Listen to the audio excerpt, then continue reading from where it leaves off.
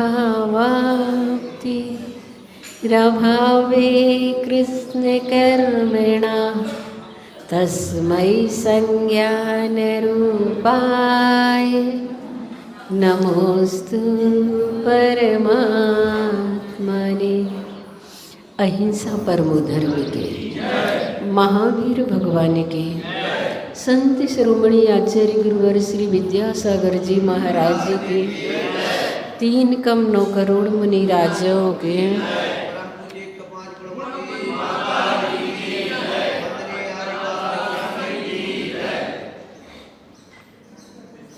आज का विषय कुटुंब एक रैन बसेरा है।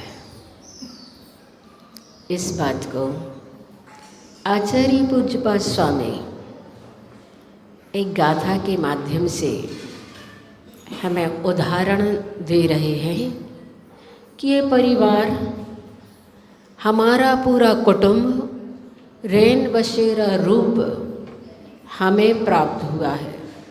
गाथा है, दिग्देशेभ्यः खगायेत संवसन्ति नगे नगे शोषकार्ये वसाद्यांति देशे दृक्षु प्रगे प्रगे। यहाँ पर कहा जा रहा है, जिस प्रकार नगे नगे वृक्ष वृक्ष पर दिग्देशेभ्यः दिशाओं और देशों से ये आकर खगाः पक्षी रात के समय संवसन्ति अच्छी तरह से ठहर जाते हैं, तथा प्रगे प्रगे प्रातःकाल स्व कार्य वशात अपने अपने कार्य के लिए देशे भिन्न भिन्न देश में दिक्षु दिशाओं में यान्ति उड़ करके चले जाते हैं। यहाँ पर आचार्य पूज्यपाद स्वामी ने 9वें नंबर की गाथा में सिर्फ दृष्टांत दिया है, और दृष्टांत से हम दृष्टांत को समझें। यहाँ सिर्फ दृष्टांत दिया है, कुछ कहा नहीं गया है, ऐसा नहीं है। इसमें बहुत कुछ कह दिया गया है, और ये कहा गया है कि वास्तव में संसार में जिसे तुमने अपना मान रखा है वो तुम्हारा कुछ भी नहीं है। तुम्हें जो कुछ मिला है वह सब यहीं छोड़ करके जाना है। जो कुछ भी तुमने बटोरा है वह सब यहीं लुटा करके जाना है। घर परिवार महज एक रैन बसेरा है। घर धर्मशाला है। तुम्हारा और परिवार जन का संयोग जो है नदी नाव जैसा है। नाव किनारे पर पहुँचते ही सब अपनी अपनी दिशा में अलग अलग बढ़ जाते हैं। जैसे डाल से पत्ता टूटा तो पुनः डाल पर जुड़ नहीं सकता, उसी प्रकार तुम्हारे घर का कोई सदस्य तुमसे बिछुड़ गया, तुम्हारे कंधों पर सवार होकर शमशान घाट तक पहुंच गया, फिर दोबारा मिलना मुश्किल है।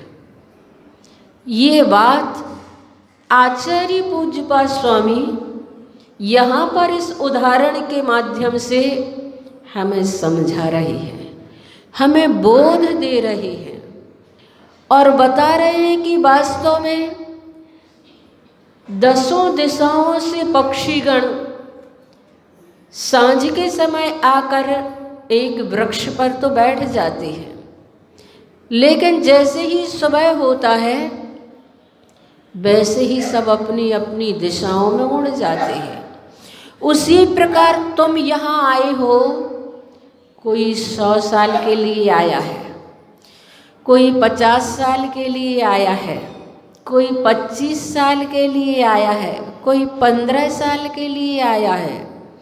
इतने समय के लिए यहाँ पर आए हुए हैं। परमानेंट मान करके ना चले। जैसे कि आप साहेबपुर में यहाँ कहाँ कहाँ के गांव के लोग आकर के बसने लगे, बाले बाले कहलाते ना, कोई कौन से गांव वाले, कौन से गांव वाले, ऐसे जैसे यहाँ करके बस गए, ऐसे ही परिवार में अलग अलग गतियों से, अलग अलग दिशाओं से आकर के परिवार में रह जाते हैं और समय पूरा होते ही अपनी अपनी दिशाओं को चले जाते हैं। आचार्य श्री ने बहुत अच्छा उदाहरण दिया।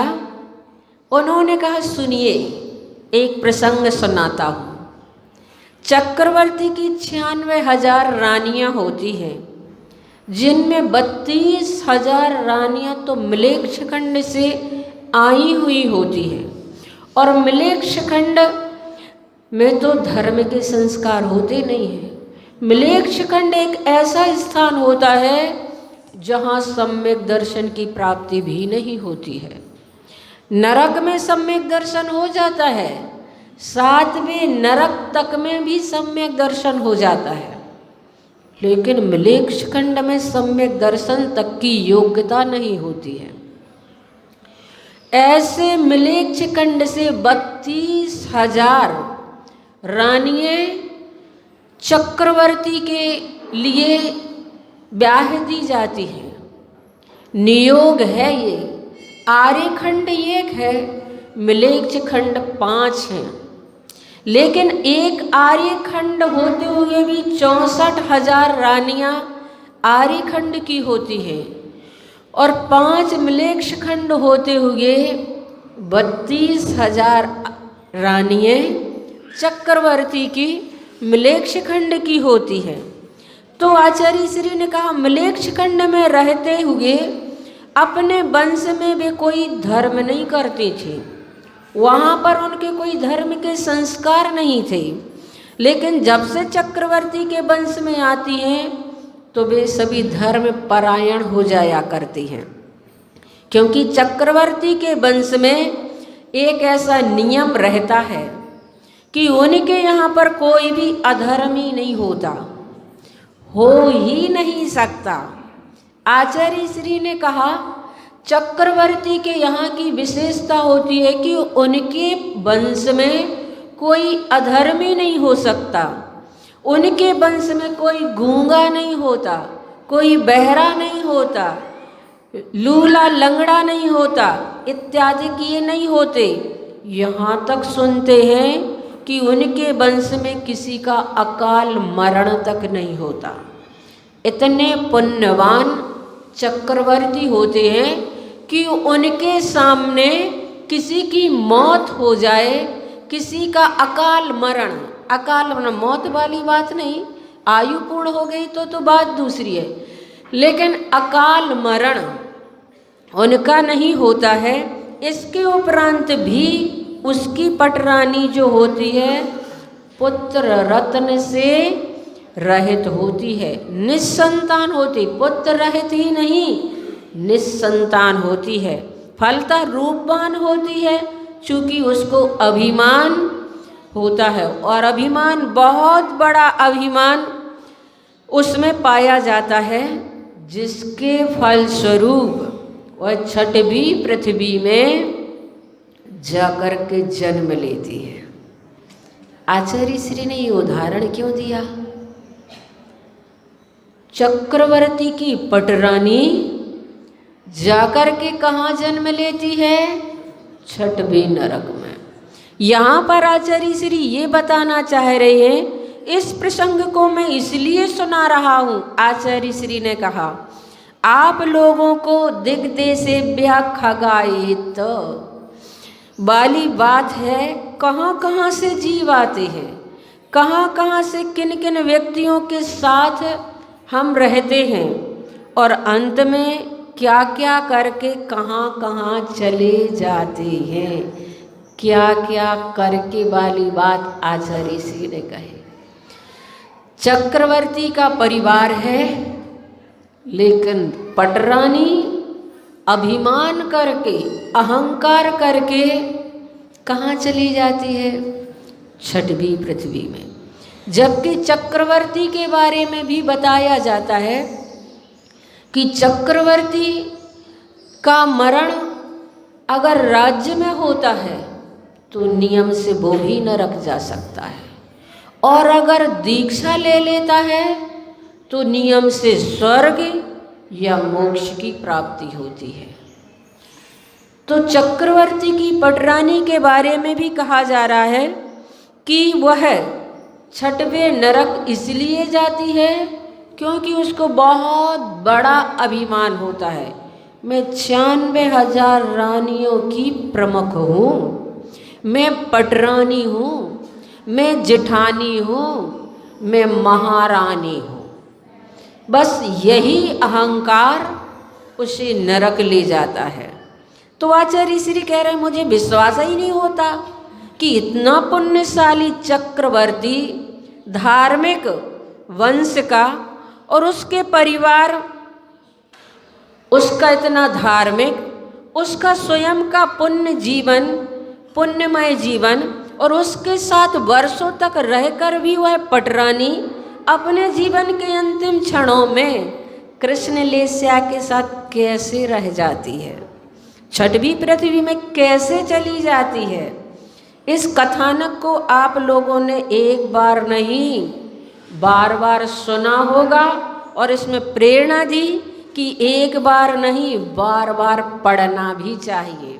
आचार्य श्री ने ये प्रेरणा दी है कि इस कथानक को ये अहंकार नहीं करना चाहिए कि हम तो बहुत बड़े कुल के उत्पन्न हुए हैं, हमारे दादा परदादा आदि कितने महान महान काम करके गए हैं, तो वे करके गए हैं तो हम भी ऐसे ही उसी अवस्था को प्राप्त हो जाएंगे, ऐसा कुछ भी नहीं है।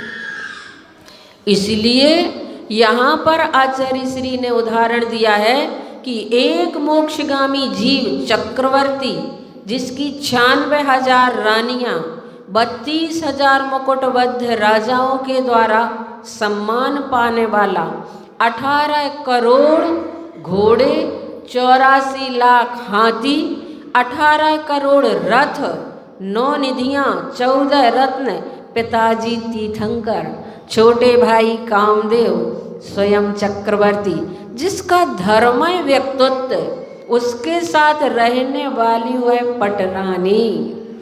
बड़ा आश्चर्य आचार्य श्री को रहा, कैसे उसका हिसाब किताब रहा होगा, भावों का कैसा लेखा जोखा चलता रहता है। चक्रवर्ती के वंश में जहाँ हमेशा शाकाहार, शुद्ध घी, शुद्ध दूध मिलता है, सुबह का भोजन शाम को नहीं खाया जाता और शाम का भोजन सुबह नहीं किया जाता, बचता ही नहीं है, अतः बासा खाने की बात ही नहीं रहती। फिर भी कौन सा पाप हो गया जिससे छठवें नरक को वह जाती है, छठवें नरक की आयु का बंद कर लेती है। इसलिए बंधु, इस उदाहरण को पढ़ कर के लगता है हमारे अंदर भी ऐसा अहंकार ना आ जाए कि आपको मालूम है हमारे कौन से गुरु हैं। अरे गुरु कौन से हैं तो उनका है। हमारे अंदर अगर ये अहंकार भर गया कि हमारे गुरु तो आचार्य विद्यासागर महाराज जी हैं, अपन को तो कुछ करने धरने की जरूरत ही नहीं है। इस अहंकार में अगर जीते रहे तो बंधुओं, पटरानी की जो गति हुई, कहीं हम ऐसे अहंकार में न भर जाएं।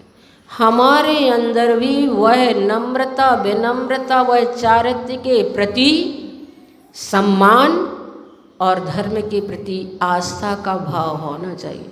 सौभाग्य तो है हमारा कि हमें ऐसे गुरु मिले, लेकिन उस सौभाग्य का, उस पुण्य का सही सदुपयोग कर लो। अन्यथा आचार्य श्री का पॉइंट एक बार एक बहन ने बताया था कि माता जी, आचार्य श्री ने कहा था पुण्य का दुरुपयोग करना दुर्गति का कारण होता है। इस पॉइंट को कभी मत भूलना। पुण्य कर्म का उदय तो है कि हमें आचार्य श्री मिले, ये महान सौभाग्य है। पता नहीं कौन से भाव में हमने ऐसा पुण्य किया होगा कि हमें ऐसे गुरु मिले, लेकिन उसका दुरुपयोग ना हो जाए, बस इतना मन में हमेशा भाव बना रहे।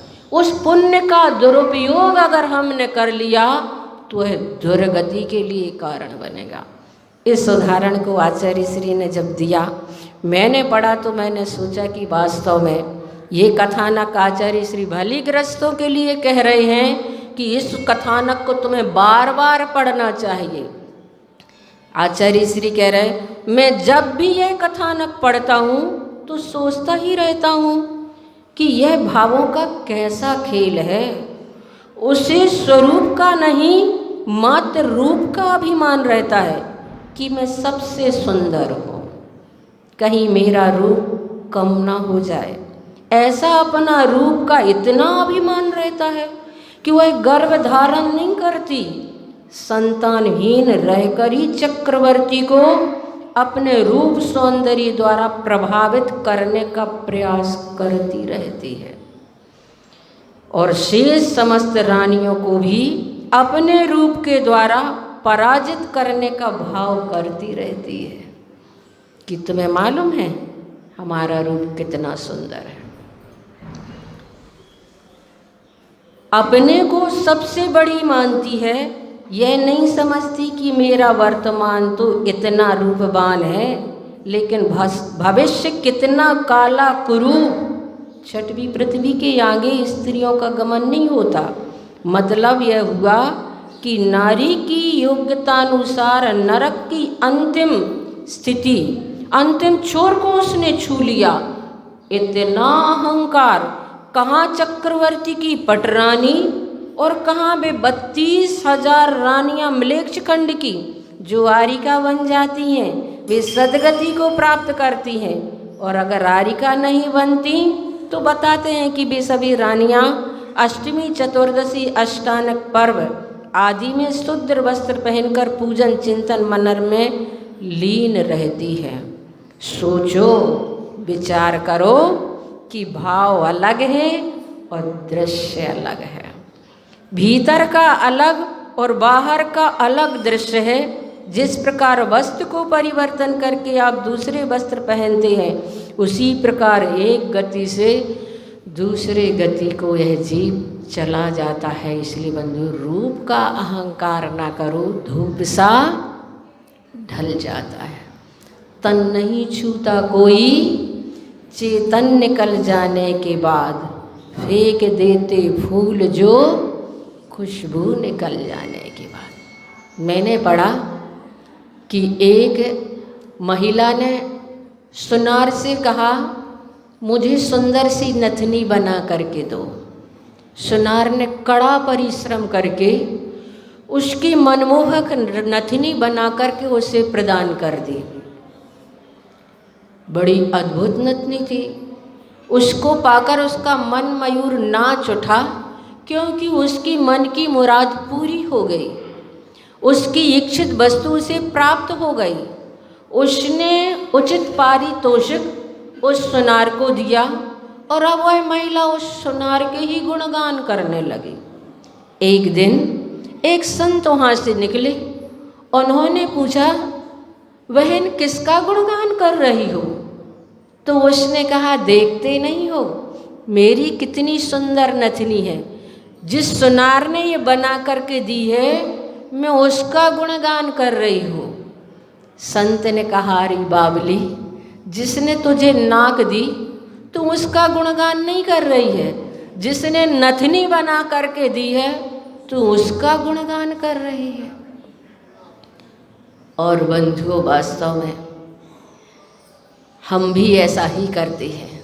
हम शरीर की हर इच्छा को पूरा करते हैं, शरीर की हर मांग पूरी करते हैं। शरीर तो मकान है, आत्मा मकान मालिक है। मकान मालिक मूल्यवान होता है, मकान मूल्यवान नहीं होता। मकान मालिक के अभाव में तो मकान खंडहर हो जाता है।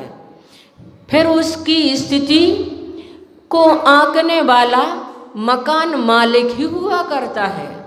उसी प्रकार अगर इस शरीर में से आत्मा निकल गई तो ये शरीर मुर्दा कहलाता है। घर के लोग भी कहते अब जल्दी जल्दी करो, निकालो जल्दी यहाँ से, जल्दी ले चलो। क्यों? क्योंकि जो मूल्यवान था वो तो जुदा हो गया, विदा हो गया। तो बंधुओं, आचार्य श्री के इस उदाहरण को ध्यान में रखना।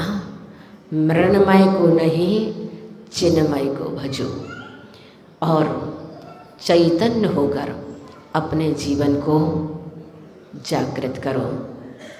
9 बार बड़े बाबा का जाप करेंगे। ओम ह्रीं श्रीं क्लीं मैं बड़े बाबा रे हम नमः।